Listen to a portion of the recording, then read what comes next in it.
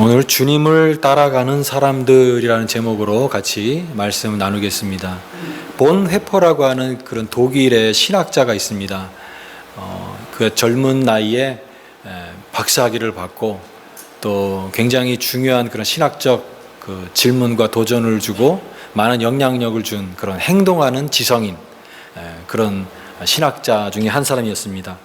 그러니까 이분이 2차 세계대전 때 이 독일의 히틀러를 반대한다는 이유로 체포가 돼가지고 39살 젊은 나이에 이제 처형을 당해서 형장의 이슬로 생을 마감했는데 그 형장 이슬이 되기 전에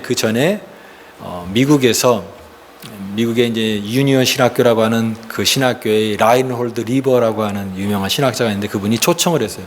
이분의 천재성을 또 알아보고 그래서 이 미국에 와서 공부를 하면서 유학을 하는 것이 어떻겠느냐. 그래서 유학을 떠났는데 그런 상황 속에서 이제 1939년도가 2차 세계대전이 이제 본격화되잖아요.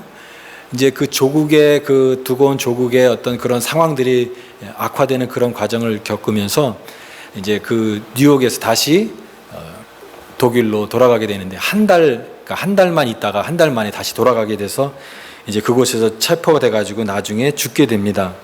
그런데 이 라인홀드 본헤퍼가 우리에게 남긴 것 중에 가장 그 인상적이었던 게 이 값싼 은혜라고 하는 개념입니다. 값싼 은혜. 하나님의 은혜는 값없는 은혜인데 너무 값없다는 것을 강조하다 보니까 사람들이 은혜를 값싼 은혜로 생각한다라는 거죠. 마치 시장에서 값싼 물건을 파는 것처럼 하나님의 그 은혜도 이렇게 값싸게 취급하는 그냥 아무렇게나 그렇게 싸구려 같이 그렇게 취급하는 그런 모습들에 대한 질문을 한 것이죠. 그래서 값없는 값싼은 아니다라는 거죠. 값없는 은혜이지만 그것은 값싼 은혜가 아니다. 그 값없는 은혜와 값싼 은혜를 혼동해서는 안 된다라고 하는 것이죠. 그래서 그는 자신의 그런 말처럼 삶으로 행함을 강조했습니다. 기독교 신앙을 갖는다라고 하는 것은 삶 속에서 행하는 것이다. 특별히 믿는 사람의 이 순종을 강조했는데요. 믿는 사람은 어떤 사람이냐? 그가 정의하기를 순종하는 사람이다. 순종을 하는 사람만이 제대로 예수를 믿을 수 있다라고 하는 그런 말을 했습니다. 그래서 그분이 책을 썼는데 그 책 제목이 나를 따르라라고 하는 제목이에요. 나를 따르라. 오늘 본문 말씀에도 예수님이 그렇게 말씀하셨죠.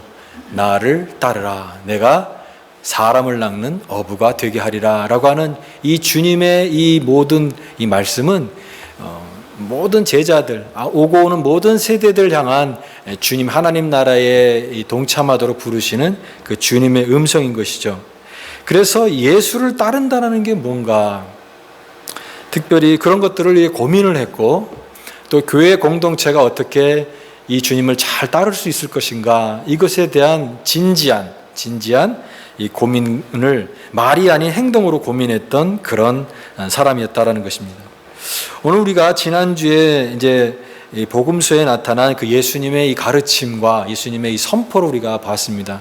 모든 복음서의 가장 중요한 예수님의 선포의 핵심은 하나님의 나라입니다. Kingdom of God. 그 하나님의 나라를 가장 먼저 선포를 했고 그 하나님의 나라에 대한 예수님의 그 메시지입니다. 하나님 나라가 가까이 왔다. 이제 회개하고 복음을 믿고 이제 그 복음을 받아들이고 새로운 삶을 살라라고 하는 이 예수님의 이 하나님 나라의 이 선포 이것이 이제 나와 있습니다. 이렇게 엄청난 메시지를 선포를 하고 나서 그 이후에 그러면 이제 예수님은 그 다음에는 어떤 일을 하셨는가? 보통 우리가 생각할 때 엄청난 그런 프로젝트를 진행하려고 하면은 후원금도 좀 많아야 되겠고요. 또 그 다음에 영향력 있는 그런 사람들의 그런 것도 많이 필요하지 않습니까? 많은 사람들을 모으고 또 후원금도 모으고 해서 그런 큰 프로젝트를 진행하는 것으로 생각을 하기 쉽습니다. 그런데 예수님은 그런 것이 아니라 이제 우리가 이 마가복음을 살펴보면은 갈릴리 지역을 다니시면서 사람들 하나둘씩 모집했다라는 것이죠. 이 하나님 나라의 위대한 일을 정말 어떻게 보면은 갈릴리 어부들, 그러니까 물론 그 어부라고 하는 직업이 이렇게 하찮은 그런 직업은 아니지만, 그러나 상대적으로 그렇게 뭐 큰 영향력을 끼치는 그런 직업은 아닐 것입니다. 그런 갈릴리 어부들, 하찮은 그런 사람들, 더군다나 그것은 갈릴리 지역인데, 이 갈릴리 지역은 그 당시로 보면은 변방이거든요. 예루살렘이라든가 이런 큰 도시가 아니라 정말 시골. 그래서 예수님도 이 나사렛 출신이다라고 하는 것 때문에 사람들이 그런 시골에서, 시골 출신이라고 하는 그런 비아냥을 했던 것입니다. 바로 그와 같은 이런 하찮은 몇몇 어부를 부르시면서 이 하나님 나라의 그런 일들을 하셨다라는 것입니다. 베드로를 부르시고 안드레를 부르시고 요한과 야고보를 부르셨는데, 바로 이 하나님 나라의 운동은 이 중심부에 있는 어떤 영향력 있는 사람을 통해서 하나님께서 일을 하시는 것이 아니라, 주변에 있는, 정말 이 주변부에 밀려난 별로 주목받지 못하는 것에서 우리가 기대와는 전혀 기대에 어긋나는 그런 방식으로 하나님 나라를 시작하셨다라고 하는 것입니다. 저는 이 모습을 통해서 오늘 교회의 모습도 마찬가지라고 생각이 됩니다. 여러분, 교회는 뭔가 이렇게 정예 부대가 모여 있는 것이 교회가 아니다라는 것이죠. 뭔가 훈련이 되고 딱딱 그런 일들을 막 일사불란하게 하는 그런 훈련된 사람들이 모이는 것이 아니라, 어떻게 보면 굉장히 어설프고, 우리 가운데 특별히 유명한 사람도 없잖아요. 나는 유명한데 이런 사람 있습니까? 죄송합니다. 근데 우리 유명한 사람 특별히 없어요.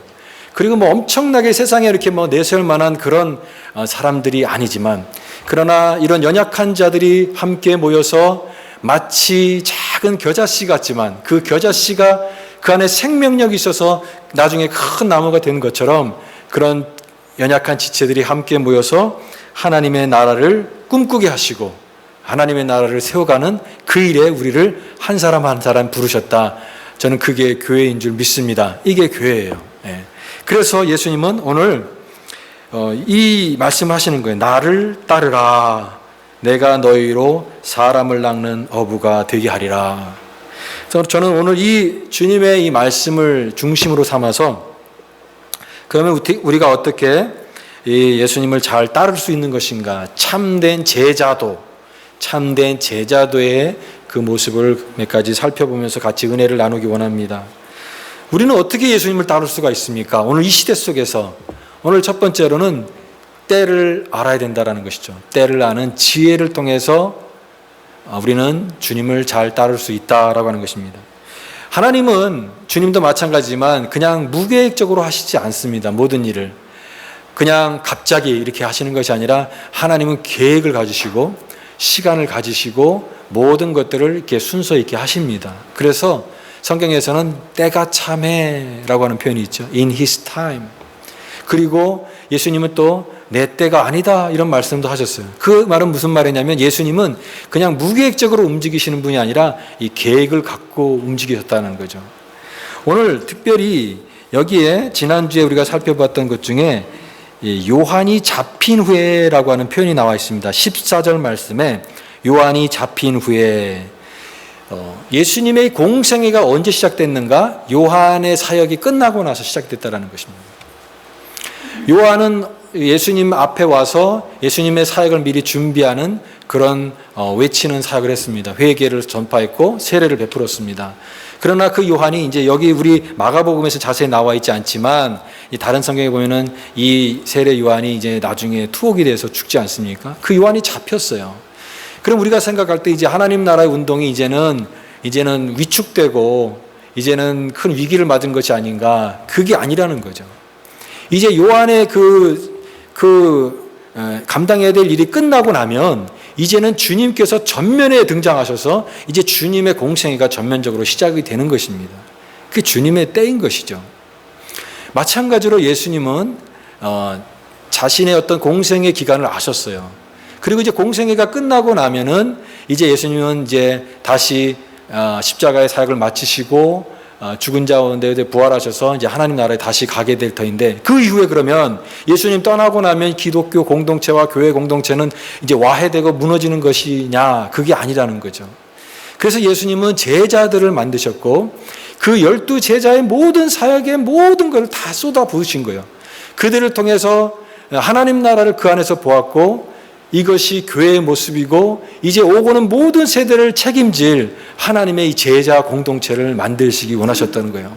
그래서 이제는 이와 같은 이 때를 주님은 바라보시고 이 제자들을 부르십니다.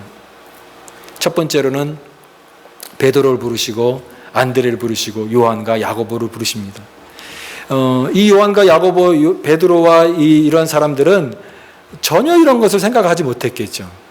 그냥 갈릴리 바다에서 어부잡이로 하루하루 이렇게 생활하는 그 사람들의 일상적인 삶 속에서 어느 날 갑자기 주님께서 찾아오셔서 정말 엄청난 그런 선포를 하신 거예요. 나를 따르라. 내가 너로 사람을 낚는 어부가 되게 하리라 라고 하는 것입니다. 여러분, 저는 이 모습을 생각해 보면서 우리가 어떻게 주님을 따라갈 수 있느냐라고 하면 이 때를 아는 지혜가 필요하다는 것이죠. 하나님께서 우리를 부르셨을 때 여러분, 저는 그것을 이 릴레이 경주라고 생각이 됩니다. 신앙은 릴레이 경주인데 마라톤 같은 그런 큰 구간을 혼자 달려가는 게 아니에요. 이쪽 구간을 네가 담당하라는 거예요. 이쪽 구간을 담당하고 그 다음에 이제 그 담당한 사람이 거기를 다 마치면은 그 다음 사람을 주자를 넘겨주는 것이죠. 릴레이 다 해보셨죠? 이 바톤을 터치하지 않습니까? 그러면 그가 이 전체를 다 책임질 수 없어요. 그가 그의 인생의 모든 시간 속에 그가 담당해야 될 구간이 있고 시간이 있는 거예요. 그러나 그가 정말 그 자기의 구간이라고 한다면 그 구간을 최선을 다해서 잘 마치고 그 다음 주자에게 넘겨주면 되는 거예요. 하나님께서 우리를 하나님 나라의 일에 어떻게 부르셨습니까? 너 혼자서 다 해라. 너가 이걸 다 감당해라. 그렇게 부르시지 않고 오늘 우리에게 너가 해야 될 일은 이 일이다. 요 때이다. 이 구간들을 주시고 우리에게 그 일들을 맡기셨을 때 우리는 그 하나님의 부름 앞에서 신실하게 감당해야 된다는 것이죠. 왜냐하면 그것이 하나님의 때이기 때문에. 그 맡은 구간이 있을 때 그럴 때 바톤을 넘겨주는 다음 주자가 최선을 감당할 수 있기 때문에. 그래서 하나님의 일은 다음 주자가 또 다른 주자가 또 다른 사람이. 여러분, 그 중국에 지하교회가 있지 않습니까? 지하교회에서 예배 드리는 사람들이 예배를 드리는데 그 중국의 지하교회를 와해시키는 이 공안당국은 항상 이 지도자를 붙잡아가는 거예요. 지도자만 붙잡아가면 이 공동체가 와해되기 때문에. 그런데 왜 이 지하교회가 왜 없어지지 않을까요? 공안당국이 지도자를 잡아가면 그 다음에 있는 두 번째 사람이 또 지도자가 되는 거예요. 그러니까 나중에 보면은 그 사람이 또 잡혀가면 또 할 사람이 또 그대 순서대로 쫙 있다라는 거예요. 그 사람이 없어져도 또 다른 사람이 나와서 그 일들을 감당할 때 계속해서 가는 것이죠.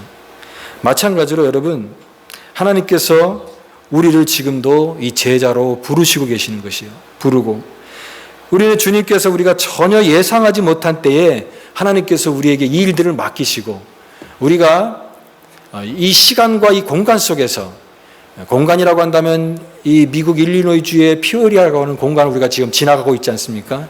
시간이라고 한다면 2019년이라고 하는 시간을 이렇게 지나가고 있는데 하나님께서 우리에게 너 이 구간을 뛰어라라고 말씀하시고 우리를 부르신다면 여러분은 뭐라고 대답하시겠습니까? 저는 아직 시간이 안 됐는데요. 저는 3번 주자 말고 나중에 뛰면 안 될까요? 여러분 그렇게 말씀하시겠습니까? 그렇게 할 수 없다라는 거예요. 내가 인생을 결정하고 내 인생의 내가 최적의 구간이라고 생각하는 그런 것보다 하나님이 우리를 보실 때 우리를 더 잘한다는 것이죠. 그래서 여러분, 우리 한 사람 한 사람을 그렇게 불러주신 거예요. 이 자리에, 이 공간 안에, 이 시간 속에서 하나님의 나라의 귀한 일꾼으로 우리 한 사람 한 사람을 그 신실한 그 일을 하시도록 하나님께서 부르신 것이에요. 그것이 바로 때입니다.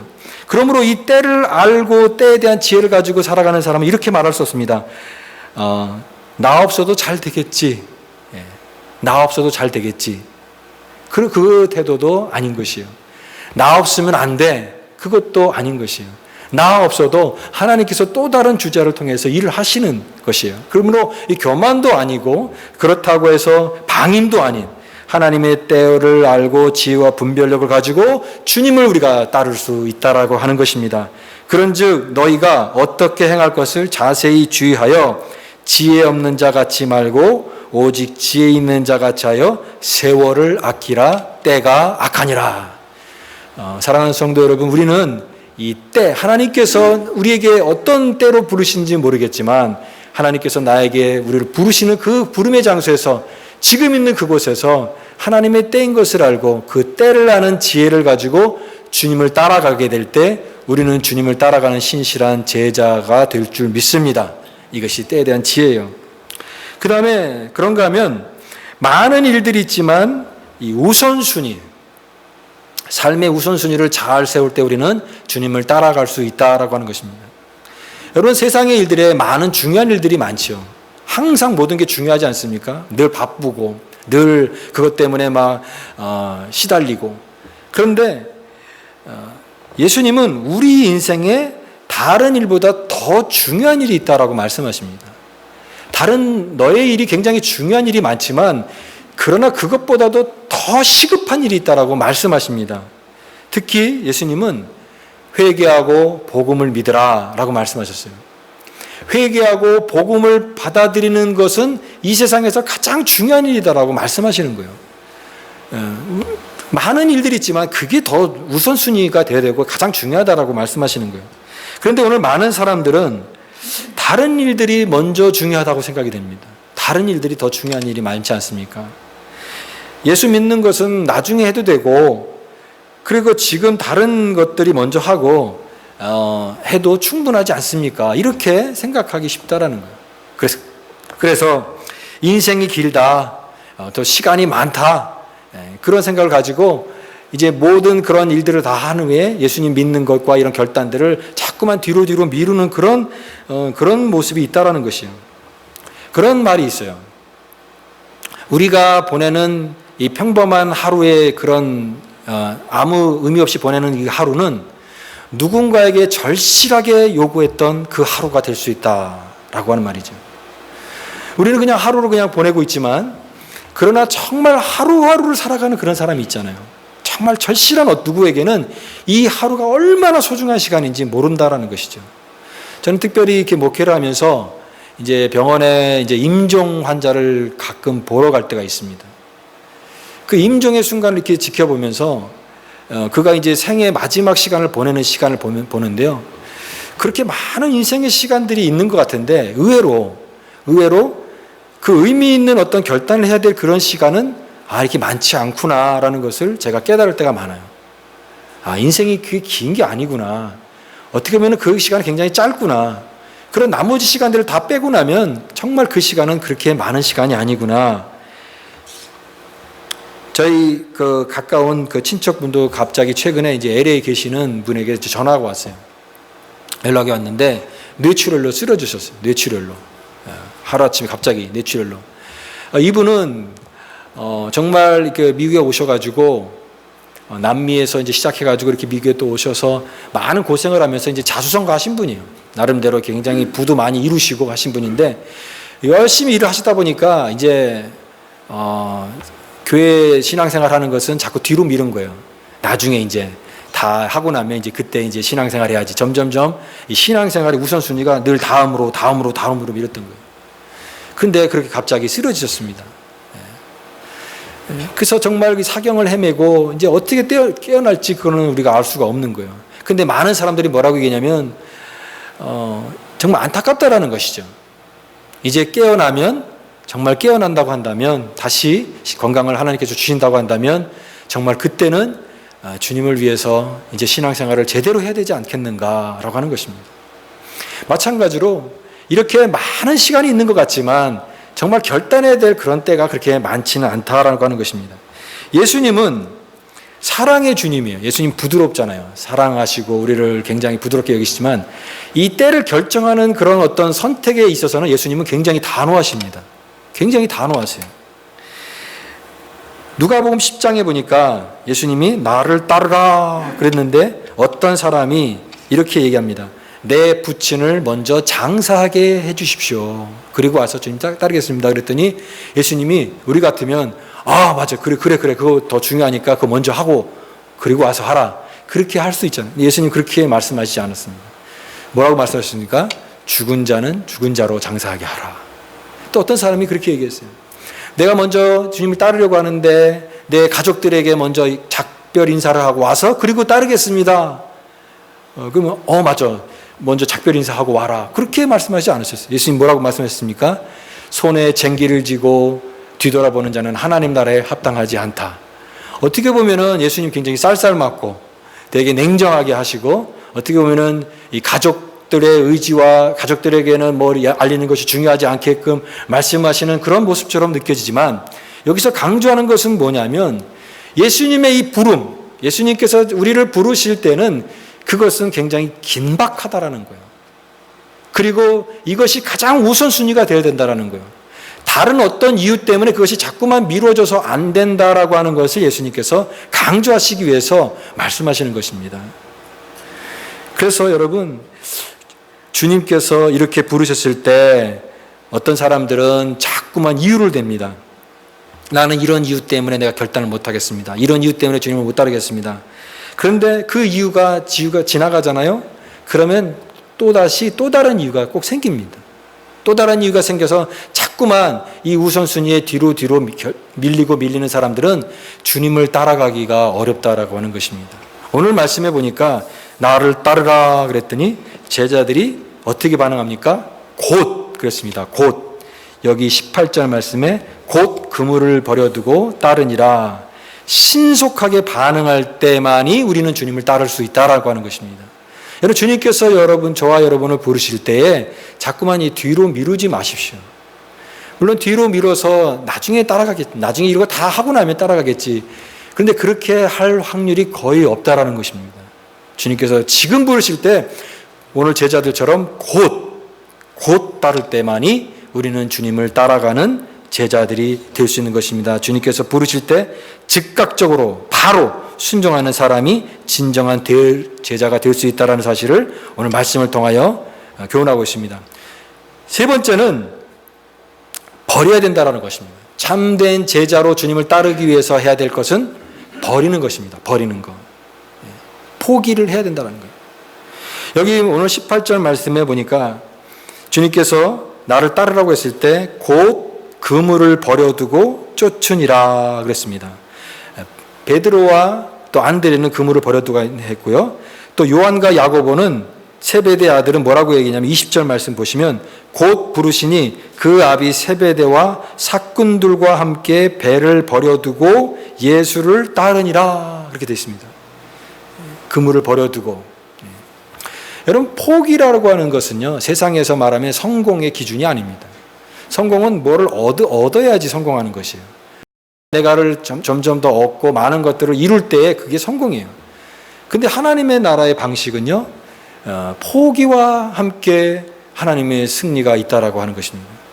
그 로렌 커닝햄이라고 하는 그분이 어느 날 그 환상을 봅니다. 근데 환상을 보는데 이 바다에 물이 확 대륙으로 이렇게 밀려드는 그런 환상 속에서 젊은이들이 또 다른 젊은이들을 막 이렇게 구원하는 그런 환상을 보면서 그가 이제 거기서 이제 그런 하나님의 부르심을 통해서 예수 전도단이라고 하는 그 선교단체를 만들게 됩니다. 근데 그분이 이 하나님의 부름 앞에서 갔을 때 많은 것들을 포기하게 하신다라는 거예요. 첫 번째로는 사람에 대한 의지를 포기하게 하신다. 내가 의지했던 사람에 대한 포기. 그리고 두 번째로는 재정에 대한 포기. 내가 의지했던 그런 물질들, 그런 것들을 다 내려놓게 하신다라는 거예요. 그 다음에는 세 번째는 뭐냐면 나 자신을 포기하게끔 하신다라는 거예요. 나 자신을 내려놓고. 그 다음에는 네 번째로는 내 명예를 내려놓게 하신다라는 거예요. 내 명예를 내려놓고. 마지막에는 내 감정까지도 내려놓게 하신다. 그런데 그 포기와 함께 그의 삶에 하나님께서 함께 하시는 그 승리의 삶이 시작이 되는데 포기와 함께 하나님의 놀라운 승리의 삶을 시작하게 되더라. 그래서 그 책 제목이 내 신을 벗어라예요. 그거는 출애굽기에 모세가 하나님 앞에 불타는 가시떨기 나무에 섰을 때 주님의 부르심 받잖아요. 그때 내 신을 벗어라. 그 말은 뭐냐면 너가 당연히 있어 주장할 수 있는 그 권리를 다 포기하라고 하는 것입니다. 포기를 통해서 하나님은 정말 진정으로 역사하실 것이고, 그가 포기할 때 내 권리이지만 그 권리를 내려놓았을 때 하나님은 그의 삶의 온전한 주인이 되셔서 그에게 하나님의 놀라운 승리의 삶을 시작하게 하시게 되더라라고 하는 그 고백인 것입니다. 오늘 베드로와 안드레도 그물을 버리는 거예요. 여러분, 이 제자들, 그러니까 이 고기잡이하는 사람들에게 이 그물은 무엇입니까? 생계수단이에요. 생계수단. 이 밥벌이 도구예요. 이것을 버리고 주님을 따라간다라고 하는 것은 안정된 그런 것이 아무것도 보장되어 있지 않는, 정말 요즘 말로 하면 이 백수가 되는 길 아니겠습니까? 그 길을 선택하는 그런 길이에요. 굉장히 어려운 길입니다. 그리고 여러분, 세베대의 아들 야고보와 요한의 경우는 더 큰 헌신의 모습을 볼 수가 있습니다. 그들은 그 부친이 있었다고 그랬어요. 세베대라고 하는 사람이 있고, 이 사람들에게 또 사꾼이 있었다, 또 일품꾼이 있었다라고 하는 말은 그냥 이 가난한 그런 고기 잡는 어부들이 아니라, 적어도 요한과 야고보 같은 경우는 일꾼들을 통해서 이런 어업을 할 정도의 어떤 기업형 비즈니스를 하고 있는 그런 규모가 있는 그런 사람들이었을 것이다라는 것을 추정할 수가 있는 것이죠. 그런 안정된 그런 모든 것들을 다 버려두고 그분의 음성 앞에 나를 따르라 하고 했을 때 모든 것을 다 내려놓고 포기한다라는 것은 굉장히 쉽지 않은 결단이었을 것입니다. 여러분, 그 영어 표현 중에 out of comfort zone이라고 하는 그런 말이 있죠. 안전지대를 벗어나야 된다라고 하는 말이죠. 안전지대. 사람들에게 누구나 다 안전지대가 있습니다. 여기에 가면은 익숙하고 편안하고, 그런 그 장소에만 늘 머무는 것을 우리가 항상 유지한다고 한다면 그 사람의 인생 속에는 어떤 모험이라든가 새로운 변화들이 일어나기 쉽지 않다라고 하는 것입니다. 예수님 믿고 따라가는 것도 마찬가지예요. 예수님께서는 그런 너가 정말 편안하게 느끼는 익숙한 그 자리를 때로는 떠나가게 하신다라는 거예요. 모험을 감행하게끔 하신다라는 거예요. 그 컴포트 존을 벗어나라고 말씀하시는 거예요. 아웃 오브 컴포트 존을 벗어나라고 말씀하시는 것이에요. 그래서 예수를 따라가려면 이 순종과 모험을 감행하지 않고는 제자의 길을 들어갈 수가 없다라고 하는 것입니다. 여러분, 그러므로 예수를 따라간다는 것은 각오를 해야 되는 것입니다. 때로는 우리가 이 고난을 각오를 해야 된다는 거예요. 굳건한 결심을 하지 않고는 중간에 우리는 결코 주님을 계속 따라갈 수 없기 때문에, 이런 예수를 따라간다고 우리가 결심했다고 한다면 이 모든 것을 포기할 수 있는, 내 것을 희생할 수 있는 이 각오를 해야 된다라고 하는 것입니다. 오늘 저와 여러분에게 버려야 될 것이 무엇일까요? 오늘 이 제자들은 이 그물이었습니다. 오늘 주님께서 말씀하십니다. 너가 버려야 될 것이 무엇이냐? 그것 때문에 자꾸만 뒤로 미루고 자꾸만 결단하지 못하는 그 너의 그물이 무엇이냐라고 주님께서 말씀하십니다. 여러분, 마태복음 19장의 한 부자 청년을 기억하실 것입니다. 주님 앞에 와서 선한 선생님이라고 얘기하면서 대답을 잘했어요. 주님의 그 칭찬을 받고 참 귀한 그런 신실한 삶을 살았던 그런 청년이었습니다. 그런데 주님께서 그와 대화하시면서 이렇게 말씀하십니다. 내 소유를 팔아 가난한 자들에게 주고 나를 따르라. 그때 그 말을 듣고 이 부자 청년이 자기 재물이 많은 고로 그가 근심하며 돌아가니라 그랬습니다. 그러니까 그도 예수님의 제자가 될 수 있는 좋은 기회였습니다. 그러나 그가 자기의 재물 때문에 결국은 그것을 포기하지 못했기 때문에 주님을 따라갈 수 없었다는 것입니다. 그것 때문에 주님을 따라가는 그것이 걸리는 그것이 바로 누구에게나 다 있다라는 것입니다. 그것을 결정해야 된다. 그렇지 않으면 우리는 주님을 제대로 따라갈 수 없다라고 하는 것입니다. 오늘 그 다음에 마지막 부분에 예수님이 누구인지를 아는 진정한 믿음을 가질 때 끝까지 따라갈 수 있다라고 하는 거죠. 예수님이 누구신가를 진정으로 알아야 된다. 예수님은 큰 권세로 가르치셨다라고 되어 있습니다. 여기 예수님의 가르침을 통해서 많은 사람들에게 큰 인사이트를 주고 굉장한 그런 신선한 그런 충격을 줬는데, 왜냐하면은 이 서기관들은 항상 가르칠 때에 자기가 권위가 없으니까 이 권위 있는 랍비의 그것을 인용을 해서 항상 얘기를 합니다. 어떤 유명한 랍비가 말하기를 하면서 거기에다 그 권위에 자기를 실어서 얘기를 합니다. 그러나 예수님은 그냥 자기 자신의 권위이기 때문에 그가 더 기댈 수 있는 더 큰 권위가 없잖아요. 그러니까 자기 자신은 내가 진실로 진실로 너에게 이르노니 라고 바로 그냥 선포를 하셨어요. 그러니까 사람들에게는 그것이 엄청난 그런 신선한 그런 권위를 주셨던 것이죠. 그래서 이 반응이 있습니다. 22절에 보니까 크게 놀랬다 그랬습니다. 다 놀랬다.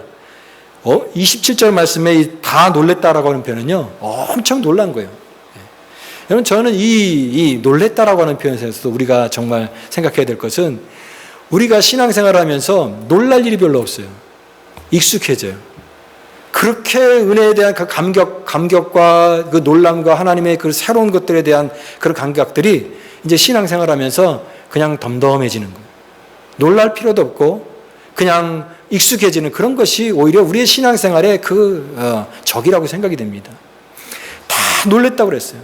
그래서 더군다나 예수님은 그 말씀으로 이 귀신을 쫓아내시는데 다른 사람들은 뭔가 주문을 외우거나 구출하거나 그래서 귀신을 쫓아냈을 것입니다. 그러나 예수님은 구출하는 것도 아니시고 주문을 외우지도 않으셨어요. 그냥 한 말씀 하셨어요. 잠잠하라. 오늘날로 말하면 조용해라. 이렇게 말씀하시니까 이 귀신들이 다 그 권위 앞에 그냥 그 말씀 하나로 다 제압이 되는 그런 그 하나님의 그 권세, 이것을 보여주신 것이에요. 사람들이 다 크게 놀랬다. 근데 저는 여기서 이런 놀램과 엄청난 그 표적과 사인이 일어났음에도 불구하고 그렇게 놀란 사람들이 다 제자가 됐느냐? 그렇지 않다라는 것이에요. 그렇게 놀랐는데도 그런 사람들이 모두가 제자가 되진 않았다라고 하는 부분에서 참된 제자는 십자가에 대한 바른 이해 없이 그분을 안다고 고백하는 것은 다 불완전하다라는 거예요. 예수 그리스도를 정확히 아는 사람만이 예수 그리스도를 끝까지 따라가는 제자가 될 수 있다라고 하는 것이에요. 여러분, 그러므로 여러분 예수 그리스도를 정확하게 알아야 됩니다. 저는 특별히 그래서 성경 공부를 하기를 원합니다. 여러분 성경을 열심히 읽으세요. 말씀을 배우세요. 말씀을 통해서 예수 그리스도를 더 깊이 알아가세요. 그렇게 주님을 정확히 알고 배우고 익히지 않으면 우리도 주님을 끝까지 따라갈 수 없다라는 거예요. 잠깐의 어떤 기적을 통해서 놀란 표적을 보면서 놀란 그 반응을 가지고 끝까지 주님을 따라가지 못했던 제자들의 모습처럼 예수 그리스도를 정확히 알아야 된다. 제가 이 성경 읽고 열심히 배우고 공부하라고 이것을 자꾸 강조하는 그런 말씀을 드리는데요. 제가 재미있는 그런 이야기를 읽었어요. 미국의 어떤 목사님이 새벽 기도를 이제 15년 동안 이렇게 항상 하시는데 새벽 기도 끝나고 나서 이제 커피숍에 가가지고 이제 말씀을 이제 성경 읽는 거예요. 새벽 기도 이후에 이제 6시 지나고 이제 7시까지 1시간 정도 기도하시고 나서 그분은 항상 일과가 이제 교회 가까운 데 카페 그런 데 가가지고 커피숍에 가서 이제 성경 읽는데 그날도 이제 성경을 읽고 있는데 어떤 미국 노 신사 한 분이 그 길을 지나다가 당신이 지금 읽고 있는 게 성경책이 맞습니까? 이렇게 묻더래요. 그래서 성경책 읽고 있다고 그랬더니 그분이 눈시울이 뻘개지면서 눈물이 글썽글썽 하시면서 고맙다고 이렇게 얘기하더래요. 고맙습니다. 그러면서 이게 돈을 주시는데 딱 보니까 받아드니까 100불이더래요. 100불. 예. 그래서 왜 100불을 주시는가 했더니 이분은 자기가 여지까지 이런 공공장소에서 성경 읽는 것을 본 적이 없다라는 거예요. 너희가 성경 읽는 모습 보니까 자기의 어떤 그 옛 모습도 생각이 나고 그게 참 고맙게 여겨졌다. 그러면서 이게 100불을 주더래요. 예. 여러분도 그렇게 한번 해보시기 바랍니다. 예. 성경을 읽고 요즘 시대는요. 성경을 읽는 것이 이 옛날 시대의 그런 옛날 책을 읽는 그런 유행을 지난 오늘날 말하는 아주 시대에 뒤떨어진 그런 것으로 생각하는 그런 사람들이 너무나 많은 그런 시대입니다. 여러분 그러나 그런 시대일수록 오늘 우리가 하나님의 말씀을 읽고 말씀을 배우고 그 말씀 속에서 예수 그리스도를 더 인격적으로 알아가는 그것을 통하여서 우리는 예수 그리스도를 제대로 믿고 그분을 따라갈 수 있는 제자가 되는 것입니다. 여러분, 무엇을 위해 살겠습니까? 그 철학자들이 인생은 던져진 존재라고 하는 그런 말을 했습니다. 실존주의 철학자들이 인생은 던져진 존재다, 이런 얘기를 했어요. 우리가 이 세상에 여기 올 때 결정을 해서 온 사람은 없다라는 거죠. 내가 여기 태어나야지. 그냥 어느 날 툭 던져진 것처럼 살아서 보니까, 자각을 하고 보니까 나는 던져진 존재라는 거예요. 그래서 그걸 피투성이라는 말을 철학적인 용어로 합니다. 왜 살아가야 되는지를 모른다라는 거죠. 철학적인 그런 고민을 가지고. 이 컵은 이 만든 목적이 딱 있잖아요. 물을 담는 그런 목적을 가지고 목적이 딱 뚜렷하게 만들어졌는데, 사람은 내가 살아가는데 왜 여기 살아가는지 도대체 이유를 모르겠다. 삶의 목적이 뭐냐라고 하는 그런 질문인 것이죠. 근데 이 실존 철학자들이 한 번 더 고민을 합니다. 그건 뭐냐면 다시 한번 던질 수 있다라는 거예요. 다시 한번. 정말 인생을 살아가는 동안 가장 가치 있고 가장 보람 있는 일에 다시 한번 나의 인생을 던질 수 있다. 그 기투성이라고 합니다. 다시 던진다. 다시 던진다. 오늘 예수님께서 우리를 부르셨을 때 그것은 저는 이런 질문을 하고 있습니다. 무엇을 위해 살아가느냐라는 거예요. 우리가 인생을 한번 살아가는 인생 속에서 이 영혼과 연결되어 있는 것은 이 세상에 많지 않습니다. 그러나 예수님이 적어도 제자로 부르시고 주님의 부르심을 거둔 것은 우리의 이 평범한 일상 속에서 영원으로 연결되는 것을 그 일을 위해서 부르신 것이에요. 그러므로 제자로 부르시는 그 예수님의 이 부르심은 가장 가치 있는 일, 이 세상에서 가장 보람 있는 일, 특별히 영혼을 구원하는 가장 가치 있는 일에 주님께서 부르시고 계시는 것이에요. 그 일을 위해서 부르신 거예요. 나중에 이제 요한과 야고보는 이제 나중에는 야고보가 제일 먼저 순교를 하게 됩니다. 그죠? 야고보가 이제 사도행전에 순교를 하잖아요. 근데 또 다른 형제 요한은 그 12제자 중에 가장 마지막까지 살거든요. 예수님의 사랑을 받고 그 사랑받는 제자인데, 그들에게 이제 나중에 이렇게 물어볼 수 있을 것입니다. 그때 갈릴리의 바닷가를 지나가던 예수님께서 당신을 부르셨을 때에 그때 주님을 따라갔던 게 후회가 되십니까? 라고 묻는다면 그들은 어떻게 대답할까요? 그때 안 따라갈 걸, 그냥 편안하게 살 걸, 그냥 안정되게 살 걸, 그렇게 대답하지 않았을 것입니다. 내가 한 인생의 결정 중에 그것보다 더 확실한 결정은 없었다라고 말씀하실 것입니다. 그게 우리의 인생의 가장 가치 있는 일에 부르시는 것이에요. 여러분, 바로 이 제자의 삶으로 주님께서 너의 인생에 무엇을 위해 살겠는가라고 하는 그 부르심이 오늘 주님께서 저와 여러분의 삶을 부르시고 계시는 것이에요. 이 주님의 이 부르심과 이 제자의 길에는 단계가 있습니다. 여러분, 수영장에 가더라도 수영장에 다 수영하는 게 아니잖아요. 어떤 사람은 수영하는 사람도 있고, 어떤 사람은 발목만 담그는 사람이 있고, 어떤 사람은 들어갈까 말까 고민하는 사람이 있고, 어떤 사람은 구경하는 사람이 있고, 바깥에 있는 사람도 있을 것입니다. 여러분, 하나님 앞에 헌신하는 그 헌신도가 다 달라요. 어떤 사람은 오늘 교회 갈까 말까 고민하면서 오는 사람도 있고요. 바깥에서 구경하는 사람도 있고, 정말 주님 앞에 더 가까이 나가는 그런 사람도 있는 것이에요. 그러나 여러분, 주님께서 항상 우리를 교회에 다니는 사람으로 부르신 적은 한 번도 없다라는 것이에요. 항상 주님은 제자로 우리를 부르신 것이에요. 나의 제자로, 주님을 끝까지 따르는 그 제자로 부르시지 교회에 다니는 사람, 그냥 종교란의 기독교, 그런 정도의 그런 요구로 주님께서 우리를 부르시지 않는다라는 거예요. 나의 제자가 되라. 끝까지 따라갈 수 있는 나의 제자로 되라 라고 부르시는 것입니다. 저는 오늘 마지막 말씀을 마치면서 오늘 우리가 재직 선출을 하면서 오늘 재직이 되시는 뿐만이 아니라 정말 이 기가 막힌 말씀 아니겠습니까? 오늘 그 구절과 딱 맞는 나의 부르심을 새롭게 하기를 원하는 것입니다. 우리가 주님을 다 따르는 자들이 되는 것이에요. 여러분, 우리 모두는 예수님을 따라가는 제자가 되어야 될 뿐만이 아니라 우리 교회는 제자를 만드는 교회가 되기를 원합니다. 제자 공동체. 그래서 이 시대 속에서 정말 이 영혼 구원을 위해서 우리가 부름받았다고 했을 때 하나님, 내가 맡겨주신 분이 무엇입니까? 내가 뛰어야 될 구간이 무엇입니까? 그것을 나중에 할게요. 뒤에 할게요. 지금은 아니에요.